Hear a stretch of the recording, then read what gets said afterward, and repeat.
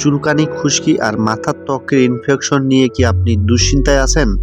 বাজারে অনেক ধরনের শ্যাম্পু থাকলেও ডাক্তারের পরামর্শে সবচেয়ে বেশি যে শ্যাম্পুটির নাম শোনা যায় তা হলো নিজোডার শ্যাম্পু। আজকের ভিডিওতে আমরা জানব নিজোডার শ্যাম্পু আসলে কী কাজ করে, এটি ব্যবহারের সঠিক নিয়ম এবং কিছু সতর্কতা। চলুন শুরু করা যাক। যেমন নিজোডার মূলত এটি একটি অ্যান্টিফাঙ্গাল ছত্রাকনাশক শ্যাম্পু। এর প্রধান উপাদান হলো কিটোকোনাজোল 2%। এটি সাধারণত কোনো শ্যাম্পু, কসমেটিক শ্যাম্পুর মতো নয়, বরং এটি একটি ঔষধি শ্যাম্পু যা মাথার ত্বকের নির্দিষ্ট কিছু সমস্যা সমাধানের জন্য তৈরি করা হয়েছে।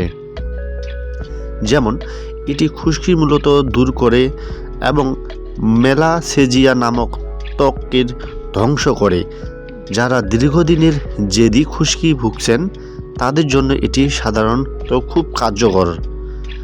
বিশেষ করে মাথার ত্বক লাল হয়ে যাওয়া, অতিরিক্ত চুলকানি এবং চামড়া ওঠার মতো সমস্যা সমাধানের এটি বেশ কার্যকর। মাথায় গোল গোল চাকা হওয়া, রিউমাটাইটিসের মতো ইনফেকশন হলে ডাক্তাররা এটি দিয়ে থাকেন। খুশকির কারণে চুল পড়ার সমস্যা থাকলে খুশকি দূর করার মাধ্যমে এটি চুল পড়া কমিয়ে দেয়। অর্থাৎ আপনাদের মাথায় যদি খুশকি থাকে এবং কি সে কারণে যদি আপনার মাথার চুল পড়ে, সেক্ষেত্রে আপনারা এই চুল পড়া রোধ হিসাবে আপনারা এই নিজোডার শ্যাম্পুটি ব্যবহার করতে পারেন। এখন জানব ব্যবহারের সঠিক নিয়ম। অনেকেই এই শ্যাম্পু সাধারণ শ্যাম্পুর মতো ব্যবহার করে থাকেন, যা একদমই ভুল। সঠিক নিয়ম হলো, প্রথমে চুল ও ত্বকের পানি দিয়ে ভালোভাবে ভিজিয়ে নিতে হবে। পরিমাণ মতো নিজোডার শ্যাম্পু নিয়ে পুরো মাথায় এবং চুলের গোড়ায় ভালোভাবে ম্যাসেজ করতে হবে। শ্যাম্পু লাগানোর পর অন্তত 3 থেকে 5 মিনিট অপেক্ষা করুন, কারণ সরাসরি ধুয়ে ফেলবেন না। ওষুধটি মাথার ত্বকে যেন কাজ করে সেই সময়টার প্রয়োজন হয়ে থাকে, তাই আপনারা অবশ্যই 3 থেকে 5 মিনিট অপেক্ষা করবেন যেন আপনার মাথার মধ্যে যে খুশকি রয়েছে সেটি দ্রুত সমাধান করতে পারবেন।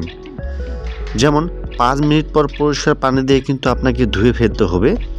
সাধারণত 2 দিন এটি ব্যবহার করতে হয়। অর্থাৎ আপনি যদি এই শ্যাম্পুটি ব্যবহার করে থাকেন তাহলে অবশ্যই সপ্তাহে 2 দিন ব্যবহার করতে পারবেন। আমি শুরুতে বলছিলাম যে সতর্কতা এবং পার্শ্ব প্রতিক্রিয়া। যেমন এটি শুধুমাত্র বাহ্যিক ব্যবহারের জন্য।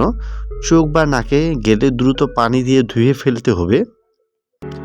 অতিরিক্ত ব্যবহারের চুল কিছুটা রুক্ষ হতে পারে, তাই শ্যাম্পুর পর ভালোভাবে কন্ডিশনার ব্যবহার করা যেতে পারে। গর্ভবতী বা স্তন্যদানকারী মায়েদের ক্ষেত্রে ব্যবহারের আগে ডাক্তারের পরামর্শ নেওয়া জরুরি। যদি ব্যবহার করার পর জ্বালা পোড়া বা র্যাশ বাড়ে তবে ডাক্তারের কাছে পরামর্শ নিয়ে ব্যবহার করবেন। আশা করি আজকের ভিডিওতে আপনাদের উপকার আসবে।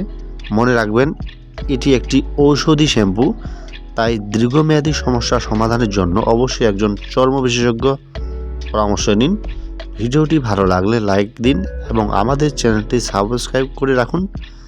দেখা হবে পরবর্তী কোনো ভিডিওতে। ভালো থাকবেন, সুস্থ থাকবেন।